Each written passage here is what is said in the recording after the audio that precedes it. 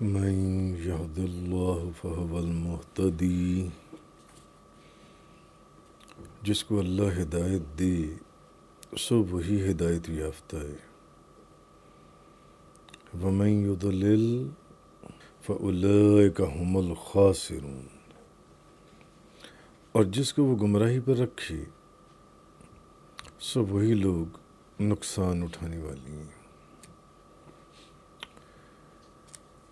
وَلَقَدْ ذَرَأْنَا لِجَهَنَّمَ كَثِيرًا مِنَ الْجِنِّ وَالْإِنسِ، اور بے شک ہم نے دوزخ کے لیے بہت سے ایسے جن اور انسان پیدا کیے۔ لَهُمْ قُلُوبٌ لَا يَفْقَهُونَ بِهَا، جن کے دل ہیں مگر وہ ان سے سوچتے نہیں۔ وَلَهُمْ أَعْيُنٌ لَا يُبْصِرُونَ بِهَا، ان کی آنکھیں ہیں مگر وہ ان سے دیکھتے نہیں۔ وَلَهُمْ آذَانٌ لَا يَسْمَعُونَ بِهَا، اور ان کے کان ہیں مگر وہ ان سے سنتے نہیں۔ أُولَئِكَ كَالْأَنْعَامِ بَلْ هُمْ أَضَلُّ، وہ جانوروں کی طرح ہیں بلکہ ان سے زیادہ گمراہ ہیں، جانوروں سے بھی زیادہ۔ أُولَئِكَ هُمُ الْغَافِلُونَ، وہ غفلت میں پڑے ہوئے ہیں۔ اب آج سورۃ الاعراف کی آیت نمبر 178، 178، 179 کا بیان ہے۔ تو اصل میں کہا یہ جا رہا ہے یہاں پر کہ جس کو اللہ ہدایت دے وہی ہدایت یافتہ ہے، اور جس کو وہ گمراہی پر رکھے سو وہی نقصان اٹھانے والے ہیں۔ اور پچھلی آیات کا کانٹیکسٹ اگر آپ کو یاد ہو ابھی، تو اللہ تعالیٰ نے گمراہی کو بہت بری مثال سے واضح فرمایا، اور پھر وہ ان علماء کا ذکر ہوا جو علماء رشوت لے کر اور غلط بات کہہ دیتی ہیں تحفے تحائف کے پیچھے۔ تو اب یہاں یہ فرمایا کہ ہدایت اور گمراہی دونوں اللہ کی طرف سے ہے۔ جس کو اللہ ہدایت دے وہی ہدایت یافتہ ہے، اور جس کو وہ گمراہی پر رکھے سو وہی لوگ نقصان اٹھانے والے ہیں۔ جس کو اللہ ہدایت دے وہ ہدایت یافتہ ہے، اور جس کو وہ گمراہ رکھے وہ گمراہ ہے، وہ لوگ نقصان اٹھانے والے ہیں۔ اچھا، اب یہاں یہ فرمایا کہ ہدایت بھی اللہ کی طرف سے ہے اور گمراہی بھی اللہ کی طرف سے، دونوں اللہ کی جانب سے ہیں۔ تو پھر یہاں ایک سوال اٹھتا ہے کہ جب ہدایت بھی اللہ کی طرف سے ہے اور گمراہی بھی اللہ کی طرف سے ہے، تو کسی شخص کا ہدایت یافتہ ہونا دنیا میں وہ اس کی تعریف یا آخرت میں ثواب کا اس کو پھر مستحق نہیں ہونا چاہیے جن سے، اور کسی شخص کا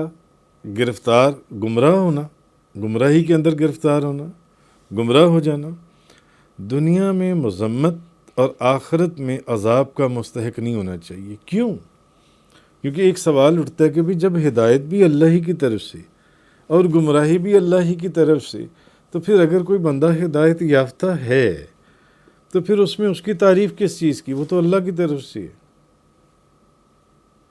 وہ تو ایک مجبور محض ہو گیا، وہ تو اللہ کی طرف سے ہے، پھر اس کی تعریف کس چیز سے، اور اس کا انعام کس چیز سے، اور وہ ثواب کا مستحق کس چیز کی وجہ سے ہوگا؟ تو پھر جس بندے کو گمراہی، جب گمراہی بھی اللہ ہی کی طرف سے ہے تو پھر اس کو گمراہی کے اوپر سزا کس چیز کی، اور اس کو ثواب کس چیز کا؟ پھر اس کا کیا قصور ہے اور اس کا کیا قصور ہے کہ بھئی وہ ہدایت یافتہ ہے تو وہ اللہ کی طرف سے، ہدایت بھی اللہ کی طرف سے، اور وہ گمراہ ہے تو گمراہی بھی اللہ ہی کی طرف سے ہے۔ تو پھر ہدایت یافتہ کو ثواب اور وہ جو اجر اور جو اس کی جزا ہے وہ کیوں، اور وہ جو گمراہ ہے اس کی وہ سزا اور اس کی مذمت کیوں جون سی ہے؟ بھئی جب دونوں کو اللہ ہی کی طرف سے ہے جون سے ہے، تو پھر یہ ایک سوال یہاں پر اٹھتا ہے۔ تو اس کا جواب یہ ہے کہ جس کا جواب پہلے بھی بے شمار مرتبہ مختلف بیانات کے اندر میں عرض کر چکا کہ ہدایت اور گمراہی کا پیدا کرنا اللہ کی جانب سے ہے۔ ہدایت کو بھی اللہ نے پیدا کیا اور گمراہی کا بھی پیدا کرنا اللہ ہی کی جانب سے ہے، ہدایت اور گمراہی کا۔ لیکن ہدایت کا اختیار کرنا یا گمراہی کا اختیار کرنا وہ بندے کے اختیار میں دیا گیا ہے، وہ بندے کے اختیار میں دیا گیا ہے۔ تو بندہ اگر ہدایت کو اختیار کرتا ہے تو اللہ تعالیٰ اس پر ہدایت کو پیدا کر دیتا ہے، اور اگر وہ گمراہی کو اختیار کرتا ہے تو اللہ تعالیٰ اس میں گمراہی کو پیدا کر دیتا ہے۔ اس لیے یہاں یہ فرمایا گیا کہ جس کو اللہ ہدایت دے سو وہی ہدایت یافتہ ہے، اور جس کو وہ گمراہی پر رکھے سو وہی لوگ نقصان اٹھانے والی ہیں۔ کہ اگر کوئی بندہ یہ سوال کرے کہ جناب جب ہدایت بھی اللہ کی طرف سے اور گمراہی بھی اللہ کی طرف سے، تو پھر ہدایت یافتہ کے لیے ثواب کیوں اور گمراہ کے لیے جون سا گناہ کیوں اور اس کو سزا کیوں؟ تو اس کا جواب یہ ہے کہ ہدایت کو بھی اسی نے پیدا کیا، گمراہی کو بھی اسی نے پیدا کیا، لیکن اختیار اس نے بندے کو دے دیا کہ اب کون ہدایت کو لیتا ہے، کون ہدایت کو اختیار کرتا ہے اور کون گمراہی کو اختیار کرتا ہے۔ اور یہ بات پہلے بھی ہو چکی کہ اس نے اپنے علم ازلی سے جانا کہ کون بندہ، میں نے تو اس کے سامنے دونوں چیزیں رکھ دیں، کون ہدایت کو اختیار کرے گا تو وہ ہدایت یافتہ ہے، یعنی وہ اس کے لیے کہ اللہ تعالیٰ نے جس کو ہدایت دے دی، اور کون گمراہی اختیار کرے گا تو اس کے لیے پہلے ہی لکھ دیا گیا تھا کہ یہ گمراہ ہوگا، یہ جنتی ہے کہ وہ جنتی جنت والے کام کرے گا، جنتی لوگوں والے کام کرے گا۔ ہاں اگر بندے کو اختیار بھی نہ دیا جاتا تو پھر یہ سوال کیا جا سکتا تھا کہ جناب یہ کیسے ہو سکتا ہے کہ جب اختیار بھی بندے کے پاس بھی نہیں، کہ جو خدا نے لکھ دیا اگر اس نے ہدایت کو قبول کرنا ہے تو وہ ہدایت ہی قبول کرے گا، اور اگر اس نے گمراہی کے راستے پر جانا ہے تو وہ گمراہی ہی کے راستے پر جائے گا، اختیار اس کے پاس نہیں ہے۔ پھر تو کہا جا سکتا تھا کہ بھئی پھر نہ تو جزا اور نہ سزا کا جون سا معاملہ ہے کہ جو بندہ ہدایت یافتہ ہے اس کو جنت میں کیسے، اور جو بندہ گمراہ ہے اس کو دوزخ میں کیسے، کیونکہ وہ تو مجبور ہے، کیونکہ وہ اور کچھ اختیار ہی نہیں کر سکتا تھا، جو کچھ اس کے لیے لکھ دیا گیا تھا اس نے اختیار اسی کو کرنا تھا۔ تو اللہ نے ہدایت اور گمراہی کو پیدا کر دیا مگر اختیار بندے کو دے دیا، اور پھر اس نے اپنے علم ازلی سے جانا کون ہدایت کے راستے پر چلے گا تو اس کے لیے ہدایت لکھ دی، اور کون گمراہی کے راستے پر چلے گا تو اس کے لیے گمراہی لکھ دی۔ اصل چیز اس میں یہ بیان کرنا۔ خیر، علامہ محمود بن عمر الزمخشری لکھتے ہیں کہ یہ وہ لوگ ہیں جن کے متعلق اللہ تعالیٰ کو علم تھا کہ ان کے جو ذہن ہیں وہ حق کی معرفت کو قبول نہیں کریں گے جون سے، اور یہ اپنی آنکھوں سے مخلوقات کے اندر اللہ کی نشانیاں نہیں دیکھیں گے۔ اور قرآن کے اندر جگہ جگہ دیکھ لیں کہ اللہ پاک یہی کہتا ہے کہ میری نشانیوں کو پہچانو۔ پرسوں کے بیان میں بڑا تفصیل سے اس کا ذکر گزرا تھا کہ ہر انسان کے وجود کے اندر اس کی وحدانیت، اس کی الوہیت، اس کی ربوبیت کی نشانیاں رکھ دی گئی ہیں، اس کی رگ واقف ہے کہ کوئی ہے یہ سارا نظام چلانے والا، اس کی وحدانیت کا اقرار اس کی رگیں اس کے وجود کا ایک ایک حصہ کرتا ہے اور اس کی گواہی دیتا ہے جون سے۔ خیر وہ ایک علیحدہ موضوع تھا جون سے۔ تو یہ اپنی آنکھوں سے مخلوقات میں اللہ کی نشانیوں کو نہیں دیکھیں گے۔ یہ وہ لوگ ہیں جن کے متعلق اللہ تعالیٰ کو علم تھا کہ ان کے ذہن معرفت کا پیغام اور حق کا پیغام قبول نہیں کریں گے، اور یہ اپنی آنکھوں سے مخلوقات میں اللہ کی نشانیاں بھی نہیں دیکھیں گے، اور اللہ تعالیٰ کی آیات جب تلاوت کی جائیں گی تو یہ ان میں غور و فکر بھی نہیں کریں گے، اور کفر کے اوپر، انکار کے اوپر ضد اور ہٹ دھرمی کے ساتھ ڈٹے رہیں گے، اور ان کے قلوب معوف ہیں، اور ان کی آنکھوں پر پردے ہیں، اور ان کے کانوں کے سوراخ بند کر دیے گئے ہیں۔ اصل میں یہود کا حال بیان کیا جا رہا ہے کہ یہود جو تھے یہ اللہ کے رسول کی تکذیب میں انتہا کو پہنچے ہوئے تھے، حالانکہ یہود جانتے تھے کہ آپ ہی اللہ کے نبی ہیں،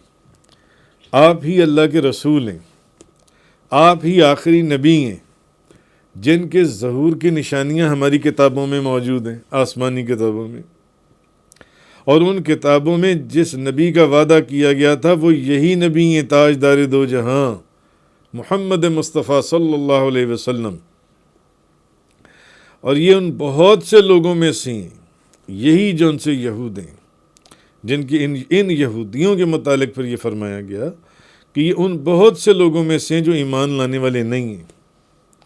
گویا کہ ان کو پیدا ہی دوزخ کے لیے کیا گیا ہے،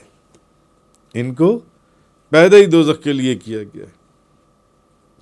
تو اب اس آیت میں اصل میں اللہ تعالیٰ نے نبی کریم صلی اللہ علیہ وسلم کو یہ تسلی دی،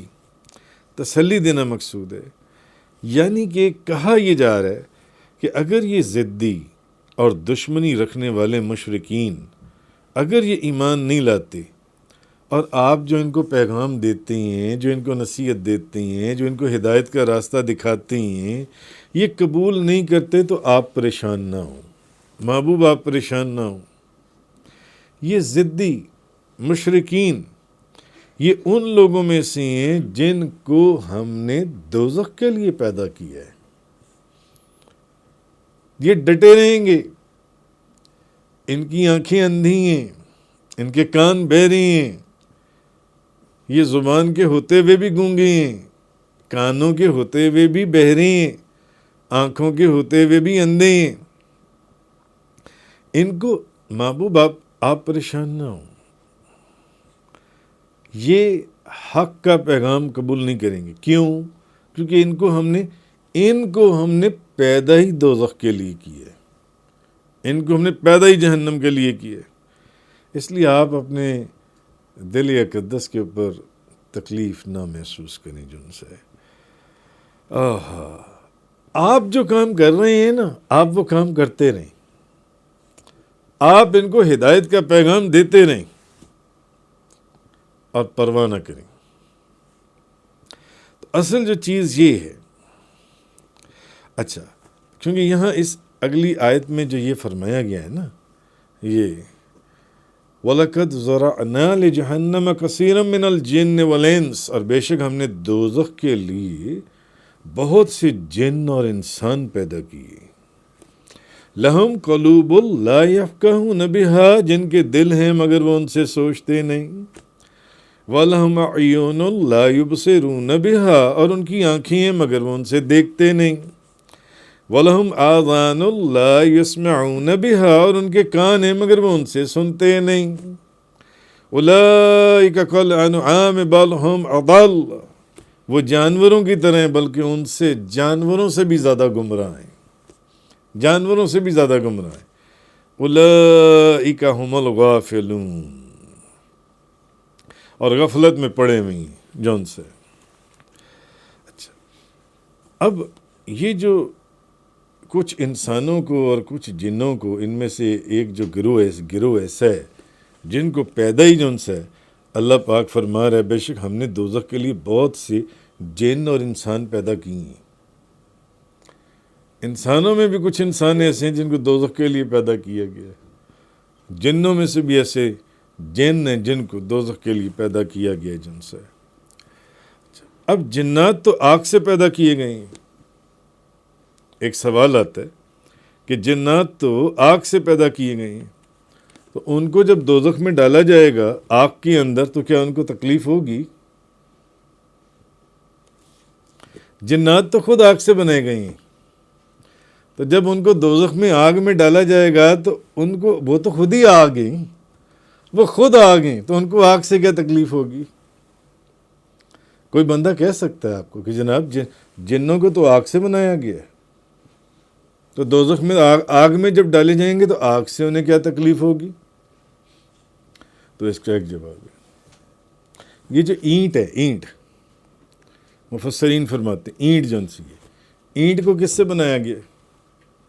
مٹی سے. اور آپ کو کس سے بنایا گیا؟ مٹی سے. تو اگر اینٹ اٹھا کر آپ کو ماریں تو آپ کو تکلیف ہوگی یا نہیں ہوگی؟ ایسا نہیں ہے کہ اگر آپ مٹی سے بنائے گئے ہیں تو مٹی سے آپ کو تکلیف نہیں ہو سکتی. اینٹ کو مٹی سے بنایا گیا، جب آپ کو ماری جائے گی تو آپ کو تکلیف ہوگی. اسی طرح جنات کو بھی جب اس دوزخ کی آگ میں ڈالا جائے گا تو ان کو تکلیف ہوگی. وما خلقت الجن والانس الا لیعبدون، اور میں نے جن اور انس کو صرف اس لیے پیدا کیا ہے کہ وہ میری عبادت کریں. اچھا، اب اس آیت میں تو ہے کہ میں نے جنوں اور انسانوں کو اس لیے پیدا کیا ہے کہ وہ میری عبادت کریں، اور یہ جو آیہ کریم جو آج جس کا بیان چل رہا ہے وَلَقَدْ ذَرَأْنَا لِجَهَنَّمَ كَثِيرًا مِنَ الْجِنِّ وَالْإِنسِ، اور بے شک ہم نے دوزخ کے لیے بہت سے ایسے جن اور انسان پیدا کیے. اس میں تو کہا جا رہا ہے کہ دوزخ جنوں اور انسانوں کو دوزخ کے لیے بھی پیدا کیا گیا، اور اس میں کہا جا رہا ہے کہ جنوں اور انسانوں کو اللہ نے صرف اپنی عبادت کے لیے پیدا کیا ہے. تو جواب یہ ہے کہ اللہ تعالیٰ نے تمام انسانوں اور جنات کو اس لیے پیدا فرمایا ہے کہ وہ اپنے ارادے اور اپنے اختیار سے اللہ کی عبادت کریں. تو جو اپنے ارادے، جو پہلے بات گزری ہے، اور اپنے اختیار سے اللہ کی عبادت کریں گے، ان کو تو اللہ تعالیٰ جنت میں داخل فرما دے گا، ان کو جنت میں داخل فرمائے گا. اور دوزخ میں داخل کرنے کے لیے اللہ تعالیٰ نے انسانوں اور جنات کو پیدا نہیں فرمایا دوزخ میں، اس نے تو عبادت کے لیے پیدا فرمایا، لیکن آگے اختیار دیا گیا ہے. اب اس اختیار کو دیکھنا ہے جون سا ہے. لیکن جو اپنے اختیار اور ارادے سے کفر کریں گے اور اپنے مقصد تخلیق کے، جس تخلیق کے لیے اللہ نے اس کو بنایا عبادت کے لیے، جب اس کے خلاف چلیں گے، جس چیز کا ان کو حکم دیا گیا، جب اس کے حکم کو نہیں مانیں گے اور نافرمان ہو جائیں گے، تو ان کو اللہ تعالیٰ دوزخ میں داخل فرمائے گا. اب سمجھیے بات، ان کو اللہ تعالیٰ دوزخ میں داخل فرمائے گا. تو مقصد تخلیق اللہ کی عبادت ہے، مقصد تخلیق دوزخ میں ڈالنا نہیں ہے. مقصد تخلیق، کیونکہ دونوں آیات آپس میں کہیں ٹکرا نہ جائیں، کہ ایک آیت میں کہا جا رہا ہے کہ جنوں اور انسانوں کو میں نے اپنی عبادت کے لیے پیدا کیا، وما خلقت الجن والانس الا لیعبدون، اور دوسری جگہ کہا جا رہا ہے کہ جنوں اور انسانوں میں سے میں نے کچھ گروہ ایسی ہیں جن کو میں نے جہنم کے لیے پیدا کیا، جہنم میں ڈالوں گا ان کو جون سے. تو جو لوگ اپنے اختیار اور اپنے ارادے سے اس کے احکامات پر عمل کریں گے وہ جنت میں ہی جائیں گے. کیوں؟ مقصد تخلیق اس کی عبادت ہے، اور اس کا ثمرہ، اس کا انعام جنت ہے، اور جو مقصد تخلیق دوزخ میں ڈالنا. لیکن جو اپنے ارادے اور اختیار سے اس کے حکم کے خلاف کریں گے ان کو جہنم میں ڈالا جائے گا، ان کو جہنم میں ڈالا جائے گا. آگے اللہ تعالیٰ نے فرمایا کہ ان کے دل ہیں مگر وہ اس سے سوچتے نہیں، ان کی آنکھیں ہیں مگر وہ ان سے دیکھتے نہیں، ان کے کان بھی ہیں مگر وہ اس سے سنتے نہیں. تو جن کو بہرا کہا گیا ہے، جن کو اندھا کہا گیا ہے، جن کو گونگا کہا گیا ہے، جن کے دلوں کی کیفیت پر بیان، کیا ان کے کان نہیں تھے؟ کیا ان کی آنکھیں نہیں تھیں؟ کیا وہ دیکھتے نہیں تھے آنکھوں سے؟ کیا وہ اپنے کانوں سے سنتے نہیں تھے؟ کیا وہ اپنی زبان سے بولتے نہیں تھے؟ اصل یہاں پر کہنے کا مقصد یہ ہے، یعنی وہ اللہ تعالیٰ کی ذات و صفات اور اس کی وحدانیت کے دلائل پر دل سے غور و فکر نہیں کرتے، جس کو بار بار قرآن کہہ رہا ہے. وہ اس کی وحدانیت کے دلائل کے اوپر غور و فکر نہیں کرتے، اور اس کائنات کے وجود پر جو نشانیاں ہیں، جس کا بے شمار آیات کے اندر جس کی تفسیر گزر چکی، ان کو اپنی آنکھوں سے مشاہدہ ہی نہیں کرتے، دیکھنے کی کوشش ہی نہیں کرتے اس کائنات کی یہ جو بزم اس نے سجائی ہے، کہ اس کے اندر کیسی کیسی اس کی وحدانیت اور اس کی ربویت اور اس کی نشانیاں موجود ہیں، اس کو دیکھنے کی کوشش ہی نہیں کرتے، اور غور و فکر کرنے کی کوشش نہیں کرتے، دل سے آنکھوں سے اس کو دیکھنے کی کوشش نہیں کرتے، اور کانوں سے ایسے دلائل کو سننے کی کوشش نہیں کرتے۔ تو اس لیے اللہ تبارک و تعالیٰ نے یہاں فرمایا کہ لہم قلوب لا یفقہون بہا، جن کے دل ہیں مگر اس سے سوچتے نہیں، وَلَهُمْ أَعْيُنٌ لَا يُبْصِرُونَ بِهَا، ان کی آنکھیں ہیں مگر اس سے دیکھتے نہیں، وَلَهُمْ آذَانٌ لَا يَسْمَعُونَ بِهَا، ان کے کان ہیں مگر وہ ان سے سنتے نہیں ہیں، مگر وہ میرے نزدیک اندھے ہیں، بہرے ہیں، گونگے ہیں، ان کے دل مردہ ہیں، ان کے دلوں کے پر پردے ہیں۔ تو وہ اللہ کی وحدانیت کے دلائل پر غور نہیں کرتے، اس کائنات کے وجود پر جو نشانی ہے اس کو اپنی آنکھوں سے دیکھنے کی کوشش نہیں کرتے۔ اللہ کی آیتیں جب ان کے سامنے تلاوت کی جاتی ہیں، ان کے کانوں کے سوراخ بند کر دیے گئے ہیں، اسی لیے بے ادب اور گستاخ اور نافرمان ہیں کہ جو انہیں کہا جاتا ہے اس کی بات مانتے نہیں ہیں،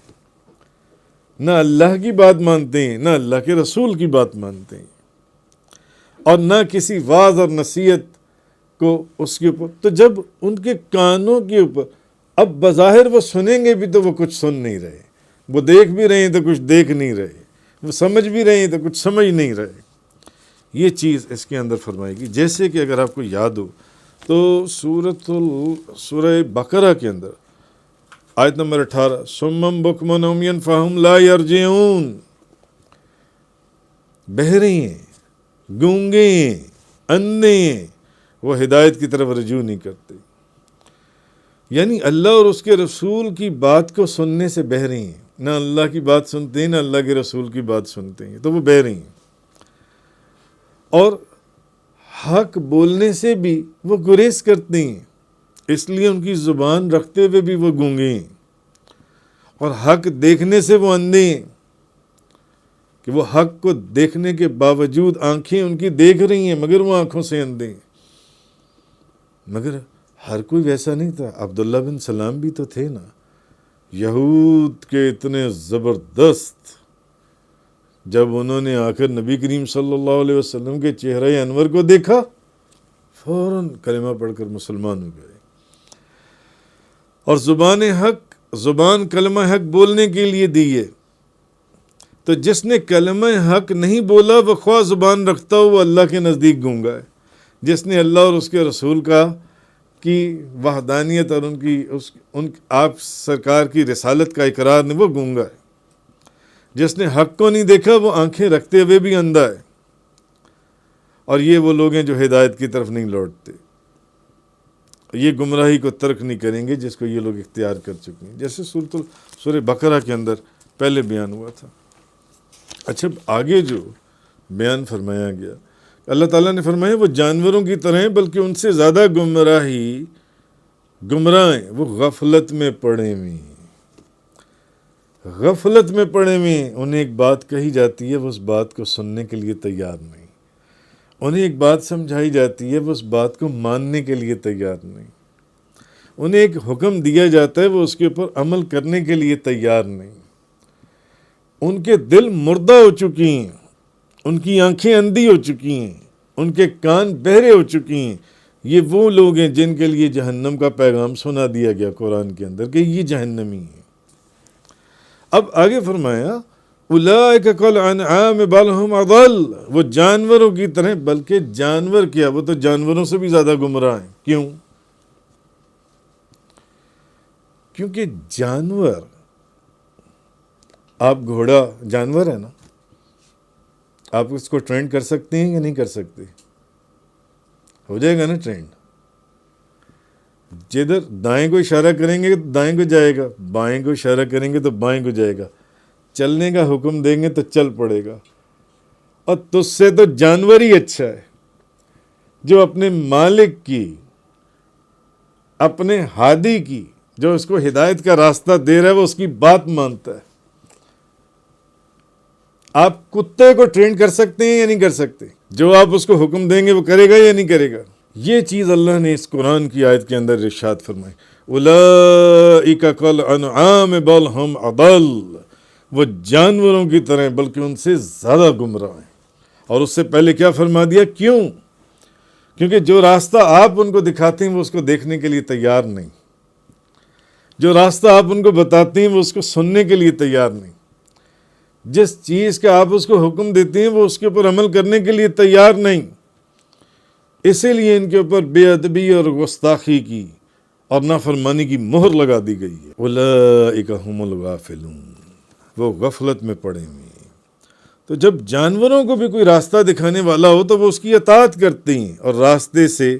نہیں بھٹکتے۔ اور یہ تو وہ لوگ ہیں جن کو انبیاء سیدھا راستہ دکھاتے تھے، لیکن وہ ان کی مخالفت کر کے گمراہی کو اختیار کرتے تھے، سیدھے راستے کے اوپر چلنے کے لیے تیار ہی نہیں تھے۔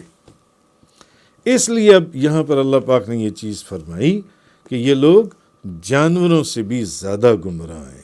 اور یہی لوگ ہیں جن سے غفلت میں پڑے ہوئے ہیں۔ اور اسی آیت کے شروع میں فرمایا کہ بے شک ہم نے دوزخ کے لیے بہت سے جنوں اور انسانوں کو پیدا کیے کہ ان کو ہم دوزخ میں ڈالیں گے۔ اولئک هم الغافلون، وہ غفلت میں پڑے ہوئے۔